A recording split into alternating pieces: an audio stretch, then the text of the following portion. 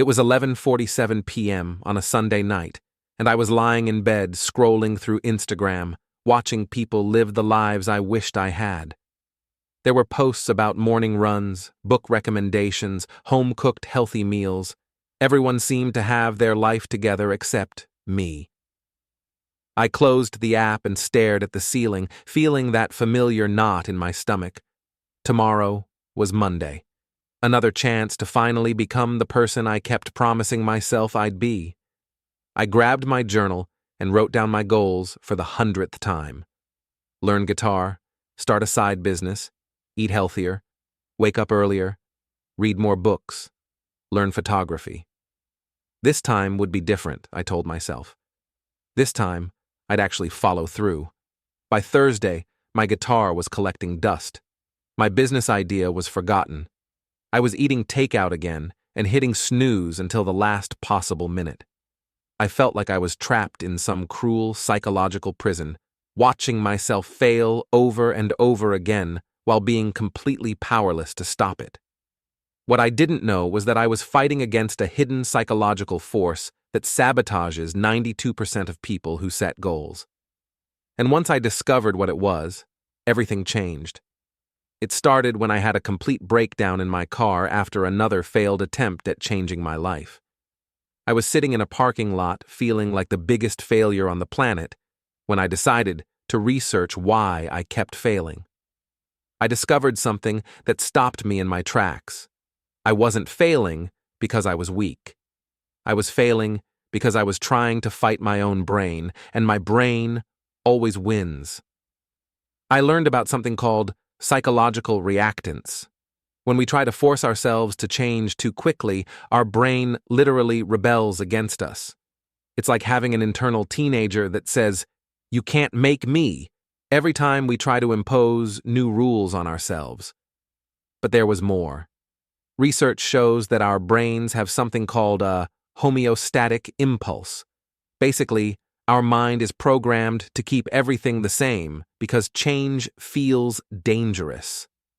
When you try to completely overhaul your life overnight, your brain treats it like a 5-alarm fire and does everything possible to get you back to your old patterns. This explained everything. Why I could feel so motivated on Sunday night, but completely unmotivated by Wednesday. Why I'd start strong and then mysteriously lose all willpower. Why I'd make excuses that didn't even make sense. It wasn't a character flaw, it was neuroscience. Armed with this knowledge, I became obsessed with finding a way to change that worked with my brain instead of against it. I spent weeks researching behavioral psychology, reading studies about habit formation, and experimenting with different approaches. What I discovered was a method so counterintuitive that it seemed almost backwards, but it worked like magic. Instead of trying to become a completely different person overnight, I started with something called micro-identities. Here's how it worked. I wanted to become someone who could play guitar, but instead of committing to practice for an hour every day, I committed to touching my guitar for 5 seconds every day. That's it. Day 1. I touched the guitar for 5 seconds and put it back. Day 2. Same thing. Day 3. I touched it and plucked one string. This sounds ridiculous, but something incredible was happening in my brain. Each time I touched that guitar, I was sending a signal to my subconscious. I am someone who plays guitar. My brain started collecting evidence for this new identity without any resistance because the action was so small it didn't trigger any threat response. By day 10, I found myself holding the guitar a little longer.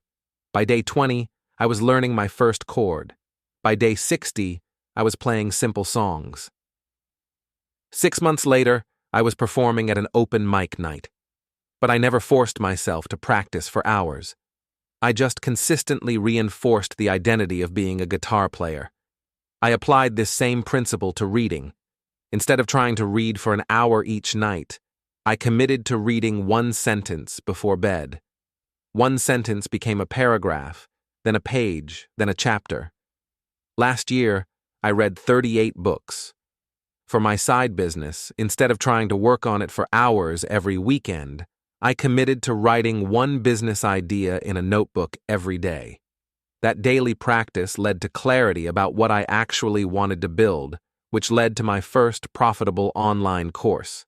For eating healthier, instead of completely changing my diet, I committed to eating one piece of fruit every day. That tiny change shifted my taste preferences and led to completely transforming how I eat. The psychology behind this is fascinating. When you make changes smaller than your brain's resistance threshold, you bypass all the internal conflict. Instead of fighting yourself, you're gently rewiring your neural pathways. But here's the most important part. You're not just changing behaviors, you're changing your identity. An identity is the strongest psychological force that drives human behavior. Most people try to change their actions while keeping their old identity. But if you see yourself as someone who doesn't exercise, you'll always find ways to sabotage your workout plans. When you start with micro actions that reinforce a new identity, your behaviors automatically start aligning with who you believe you are. There's also something called the consistency principle at work. Humans have a deep psychological need to be consistent with their previous actions. When you do something small every day, your brain wants to keep that streak going. The compound effect kicks in too. Small daily actions might seem insignificant, but they compound into massive changes over time. Most people overestimate what they can do in a week and underestimate what they can achieve in a year. Here's the exact framework I now use for any goal. First, identify the identity behind the goal. Don't focus on what you want to do. Focus on who you want to become. Second, find the smallest possible action that reinforces this identity. Make it so small that it would be harder to not do it than to do it. Third, do this micro action every single day for at least 3 weeks. No exceptions. No, I'll do more tomorrow. Just the minimum. Fourth, once it feels automatic and you find yourself naturally wanting to do more, gradually increase the action by about 10%. Fifth, celebrate every single completion, no matter how small. This releases dopamine and strengthens the neural pathway. The key is patience and trust in the process. This method takes longer than you want, but it gets you to your goals faster because you won't keep starting over. I've now used this to learn guitar, build a profitable business, transform my diet, develop a reading habit, learn photography, and even improve my relationships. The biggest mistake people make is trying to change everything at once. They want to become a completely different person in 30 days. But sustainable change happens slowly, then suddenly. Your brain isn't your enemy. It's just trying to protect you from what it perceives as threats.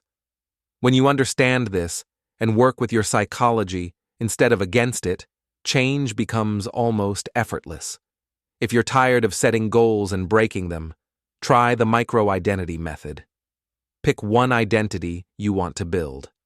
Find the smallest possible action that reinforces it. Do it every day for 3 weeks. Then gradually increase. Stop trying to force yourself to change and start gently becoming who you want to be. Your future self will thank you for working with your psychology instead of against it.